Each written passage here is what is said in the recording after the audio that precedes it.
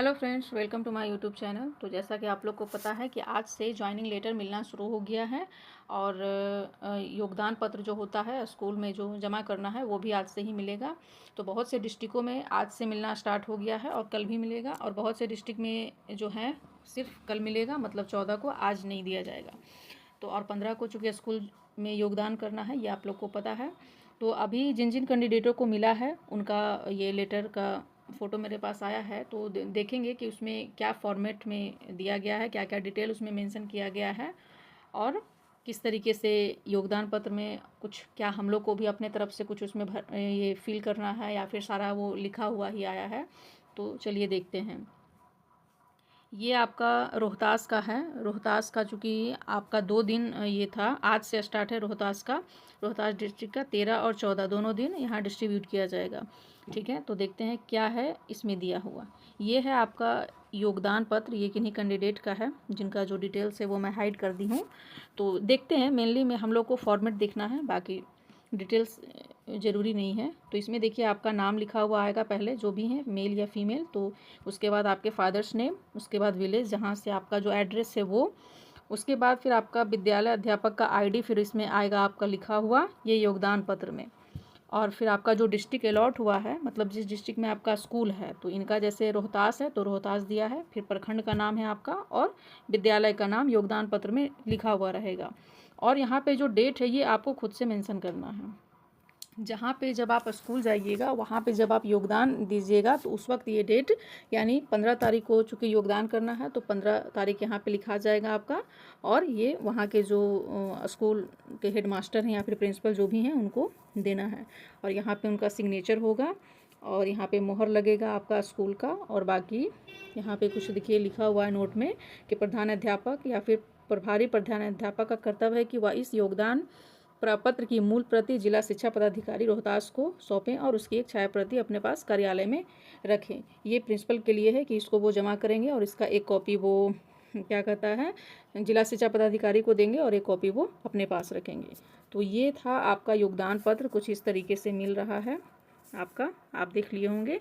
और अब देख, तो ये आपका ये ज्वाइनिंग लेटर है, वो आपका योगदान पत्र था जो इससे पहले आप देखें। ये आपका है विद्यालय पदस्थापना पत्र, यानी जो ओरिजिनल आपका ज्वाइनिंग लेटर है वो ये है। और आप डेट देख लीजिए, ये 10/5/2025 का है। इनका सब्जेक्ट चूँकि राजनीति विज्ञान है, ये जो कैंडिडेट हैं उनका। और फिर आपका ये पद नाम, मतलब किस क्लास में आपका हुआ है, ये इसमें लिखा हुआ रहेगा। उसके बाद यहाँ पे कुछ आपका डिटेल्स है जिसको मैं हाइड कर दी हूँ। यहाँ पे आपका कुछ डिटेल्स यहाँ पे मेंशन रहेगा, और बाकी आपका जो ये स्कूल है उसका ये एड्रेस यहाँ पे दिया हुआ है। फिर नीचे है आप यहाँ पे देखिए लिखा हुआ है कि आपको बतौर विद्यालय अध्यापक जिला रोहतास के प्रखंड खगड़िया के विद्यालय, ये विद्यालय नेम हो गया, में पदस्थापित किया जाता है।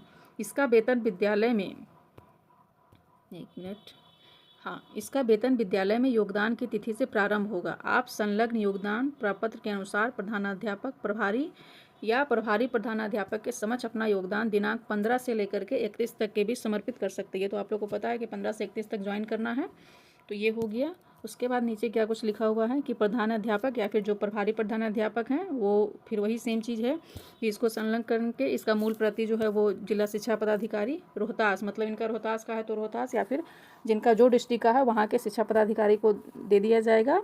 और वो क्या करेंगे कि सॉफ्टवेयर में जो कि टेक्निकल ज्वाइनिंग का एक पॉइंट लिखा हुआ था नोटिस में, आप लोग पढ़े होंगे, तो वो एक कॉपी वहाँ जो जमा होगा आपका जिला शिक्षा पदाधिकारी में, पदाधिकारी के पास, सॉरी, तो वो आपका टेक्निकल ज्वाइनिंग वहाँ से, मतलब वो लोड कर देंगे आपकी डिटेल को वहाँ पे।